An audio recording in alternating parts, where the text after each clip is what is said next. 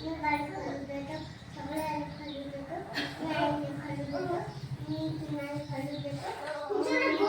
तुम्ही इथं तुमच्या बाळाला लसीकरण देण्यासाठी आले, बरोबर आहे?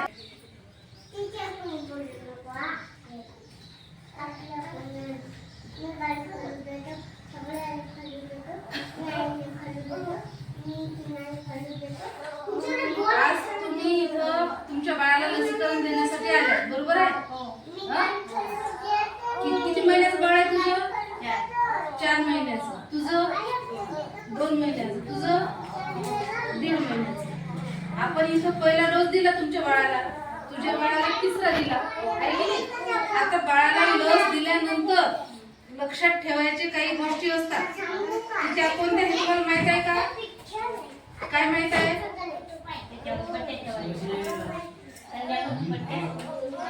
थंड्या पाण्याचे पट्टे ठेवायचे.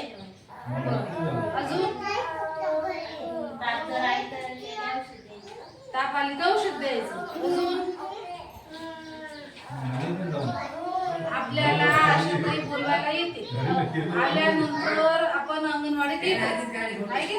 पण हे पुस्तक कधी वाचून बघितलं का की आपल्या बाळाला किती इंजेक्शन दिले, कशासाठी दिले, ते दिल्यानंतर काय होते आणि काय करायचं नंतर हे पहा इथं लिहिलेलं.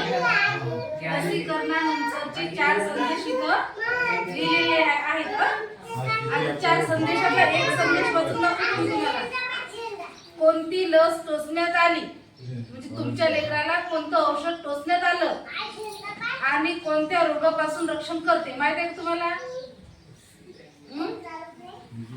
फक्त तुम्ही येता, लस टोचता आणि घरी जाता, बरोबर आहे?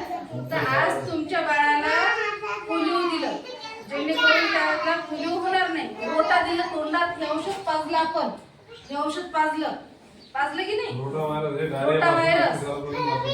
याला काय होते की जर तुमच्या मुलाला संडास लागली, डायरिया लागला, तर तो डायरिया तो कंट्रोल मध्ये राहते. आणि जशी पूर्वी डायरिया पासून बालकाचा मृत्यू होत होता तसे मृत्यू होत नाही.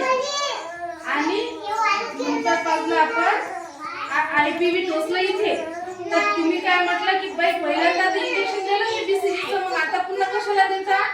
तर एक पोलिओ जो पाजतो आपण तोंडात, त्याच्यातलाच एक प्रकार आहे की तो तिथं आपल्याला टोचावं लागते.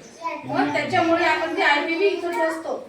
आणि PCV त्याच्यामध्ये 5 रोगापासून संरक्षण होते तुमच्या बाळाचं, जसं पेंटाव्हायरल, धनुर्वात, डिप्थेरिया, घटसर्प, डांगे खोकला, असं जे पूर्वी आजार होते.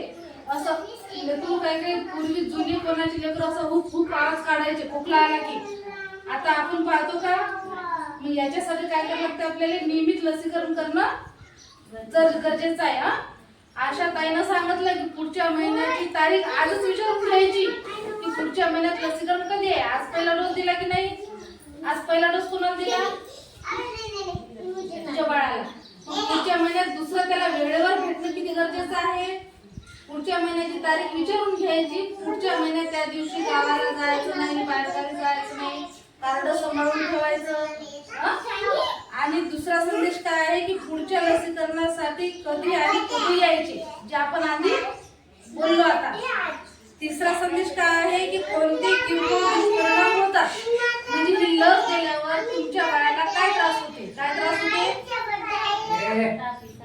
तुझ्या बाळाला याच्या आधी दिलं ना, काय झालं? मग ताप येते, मांडी थोडीशी गरम होते, कधी कधी गाठ येते, लाल होते. मग घाबरून जायचं का नाही.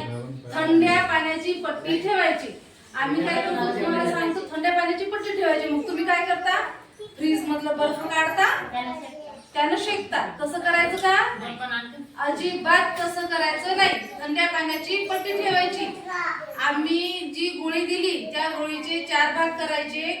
किंवा जर तुमच्या घरामध्ये तापीचं औषध असलं लहान बाळाचं तर ते द्यायचं, म्हणजे जेणेकरून चमच्यातनी दूध काढायचं, ती गोळी त्याच्यातलीच विरघळवायची, द्यायची. कारण 6 महिन्यापर्यंत बाळाला पाणी पाजायचं का नाही, फक्त आईचं दूधच पाजायचं. आणि चौथा संदेश काय आहे की लसीकरण कार्ड सांभाळून ठेवा. लसीकरण कार्ड सांभाळून ठेवायचं आणि पुढच्या वेळेस येताना हे घेऊन यायचं. कशासाठी? तुम्हाला माहित आहे हीच बाई टोचायला येते, ह्याच आशाताई बोलवायला येतात, तुम्हीच आहे, ह्याच अंगणवाडी ताई आहे, पण की मागच्या वेळेस आपण कोणती लस दिली, आता कोणती द्यायची, किती दिवस झाले हे माहीत होण्यासाठी. आता हे कार्ड सांभाळून ठेवसाल का? ही कार्ड वाचायची सवय लावसाल का? आता पुढच्या महिन्यात कधी येसाल? पुढच्या महिन्यात तिसऱ्या बुधवारी. गुड.